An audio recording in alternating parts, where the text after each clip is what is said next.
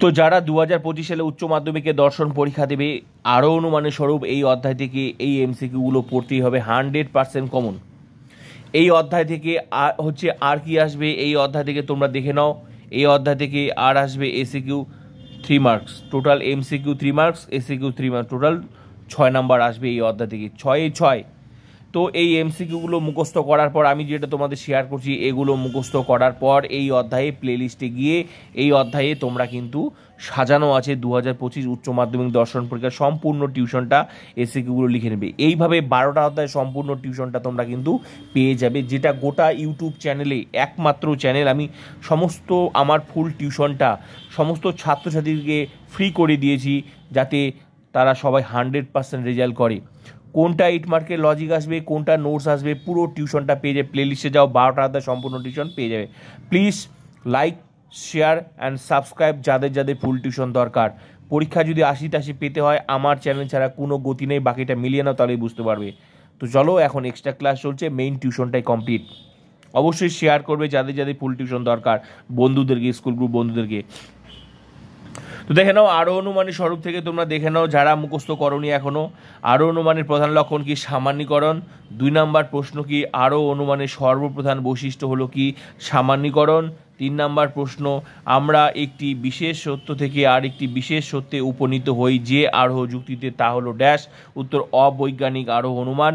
Next প্রশ্ন, বিশেষ বিশেষ ঘটনার মাধ্যমে সামান্য নিয়মে উপনীত হওয়াই হলো আরোহ অনুমান, ড্যাশ। এটি বলেছেন জয়েস।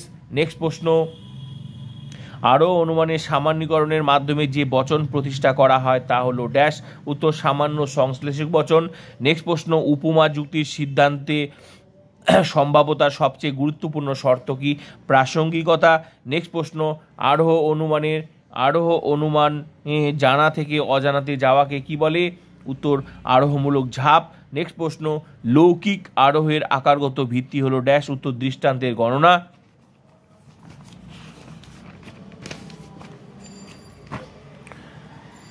নেক্সট প্রশ্ন, লৌকিক আরোহকে শিশুসুলভ অনুমান কে বলেন? উত্তর বেকন। একটা কথা বলছি, এটা কোনো সাধারণ ইউটিউব চ্যানেল নয়, ঠিক আছে? আমার ফুল টিউশনটা সবাইকে পড়ানোর সুযোগ করে দিয়েছে। তো প্লিজ অবশ্যই শেয়ার করবে যাদের যাদের ফুল টিউশন দরকার।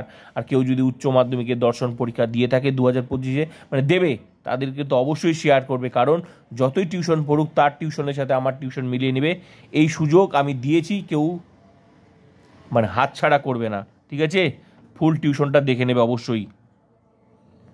তো লৌকিক আরোহকে শিশুসুলভ অনুমান কে বলেন? বেকন।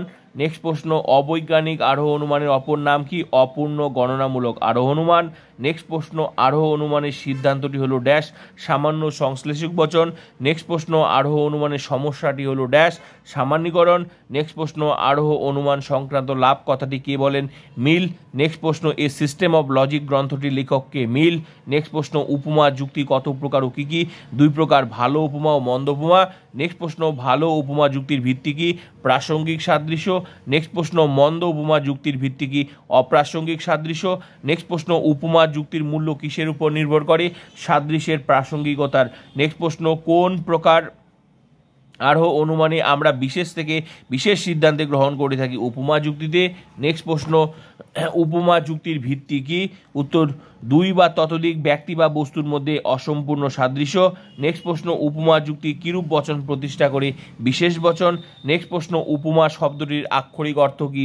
সাদৃশ্য বা মিল। নেক্সট প্রশ্ন, আরোহ অনুমানের লাভকে অন্ধকারে ঝাঁপ দেওয়া কে বলেন? উত্তর মিল। নেক্সট প্রশ্ন, আরোহ অনুমানের ভিত্তি কয় প্রকার ও কী কী? উত্তর 2 প্রকার, আকারগত ভিত্তি, বস্তুগত ভিত্তি।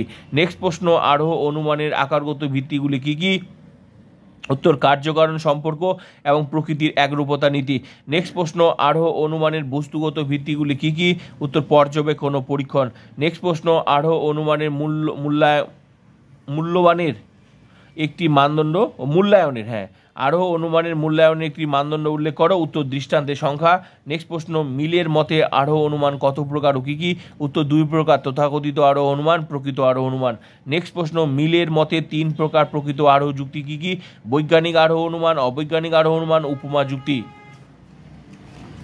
কেউ যদি মনে করে যে এই এমসিকিউ বেশি হয়ে যাচ্ছে, এসিকিউ বেশি হয়ে যাচ্ছে, তাহলে তোমাদের ইউটিউব ইউটিউবে যেভাবে সাজেশন তোমরা পাও যে 2টা এমসিকিউ পড়ে যাবো, 3টা এসিকিউ পড়ে যাবো, তাহলে মানুষের আর কোনো টিউশন দরকার ছিল না। সারা বছর ফুল টিউশনে তাহলে যারা টিউশন পড়ায় তাদের কোনো গুরুত্বই থাকতো না, তাহলে সবাই ওই ইউটিউবে 2টা সাজেশন দেখেই গিয়ে 100% রেজাল্ট করতো। ঠিক আছে, তো বাকিটা তোমাদের ব্যাপার। আর যারা ফিলোসফিতে ভালো রেজাল্ট করতে 100%, তো আমার টিউশনটা অবশ্যই পড়তেই হবে। যারা 2024-এ পাস আউট হয়েছে তারা জানে আমার চ্যানেলের গুরুত্ব কী। ঠিক আছে, ফ্রিতে টিউশন পড়াচ্ছি তার মানে এই নয় যে এটা কোনো সাধারণ ইউটিউব চ্যানেল। ঠিক আছে, অবশ্যই শেয়ার করবে যাদের যাদের কিন্তু ফুল টিউশন দরকার। নেক্সট প্রশ্ন, বৈজ্ঞানিক আরোহ অনুমান কোন কোন বচন প্রতিষ্ঠা করা হয়? উত্তর সামান্য সংশ্লেষক বচন। নেক্সট প্রশ্ন, বৈজ্ঞানিক আরোহের সিদ্ধান্তে কি বচন? উত্তর সার্বিক সংশ্লেষক বচন। নেক্সট প্রশ্ন, বৈজ্ঞানিক আরোহ অনুমানের আকারগত ভিত্তি কি? উত্তর হচ্ছে প্রকৃতির একরূপতা নীতি ও কার্যকারণ নিয়ম। নেক্সট প্রশ্ন, অবৈজ্ঞানিক আরোহ অনুমানের ভিত্তি কি? অবাধ অভিজ্ঞতা। আমি সেইভাবেই এমসিকিউ আর এসিকিউগুলো লিখেছি। ফুল টিউশনটা আমার একদম সিলেবাস অ্যান্ড সাজেশন ভিত্তিক 2025-এর। ঠিক আছে, সেটা এমসিকিউ হোক, এসিকিউ হোক, 8 মার্ক নোটস হোক, 8 মার্ক লজিক হোক, যেটা যে অধ্যায় সেটা সে অধ্যায় পেয়ে যাবে 2025-এর ফুল টিউশন। 12টা অধ্যায় গ্রুপ গ্রুপ করে সাজানো আছে, প্লেলিস্ট ভিজিট করো তাহলেই পেয়ে যাবে। অবৈজ্ঞানিক আরোহ অনুমানের অপর নাম কি? লৌকিক আরোহ অনুমান।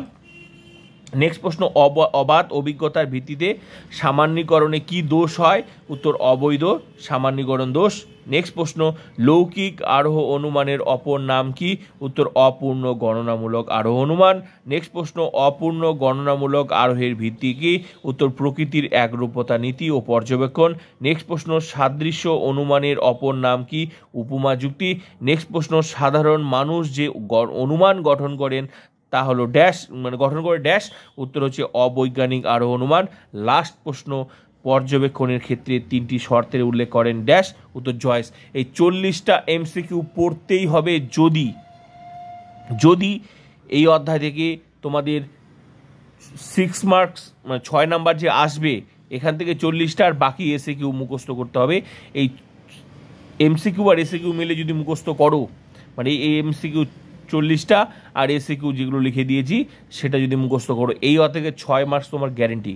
এইভাবে প্রত্যেকটা অধ্যায়, যুক্তি অধ্যায়, বচনের বিরোধী, অমাধ্যম অনুমান, নিরপেক্ষ নয়, প্রাকল্পিক বৈকল্পিক, বুলীয় ভাষ্য ব্যঞ্জনসূত্র, ট্রুথ ফাংশন, কারণ আর অনুমানের স্বরূপ, হ্যাঁ এই যে মানে চ্যাপ্টারগুলো, হ্যাঁ মিলের পরীক্ষামূলক পদ্ধতি, আরোহমূলক দোষ, এই যে 12টা অধ্যায় যেটার জন্য তোমাদেরকে টিউশন পড়তে হয় সারা বছর, সেটা তুমি যদি নতুন স্টুডেন্ট হয়ে থাকো আমার চ্যানেলে, তুমি আজকেই তোমার হাতের মুঠোয় আমার ফুল টিউশনটা, যেটা কোনো টিচারের কাছে গেলে তোমার সেই সুযোগ থাকবে না, টাকা দিয়েও সুযোগ থাকবে না ফুল টিউশনটা তোমার পড়ার।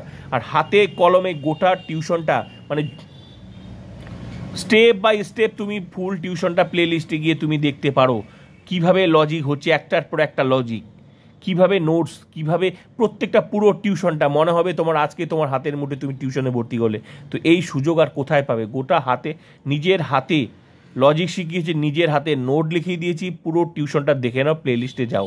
ঠিক আছে, তোমার কোন অধ্যায়ে নোটস লাগবে, কোন অধ্যায়ে এমসিকিউ লাগবে, পুরো টিউশনটা প্লিজ শেয়ার অ্যান্ড সাবস্ক্রাইব, এই সুযোগটা দিয়েছি। তো আমার এই চ্যানেলটাকে সবার কাছে ছড়িয়ে দেবে যাদের যাদের ফুল টিউশন দরকার। এই চ্যানেলের একটাই লক্ষ্য, যাতে ফিলোসফিতে কেউ খারাপ রেজাল্ট না করে। যাতে ফিলোসফি সাবজেক্ট আছে কিন্তু লজিক শিখবেন, এটা হতে পারে না।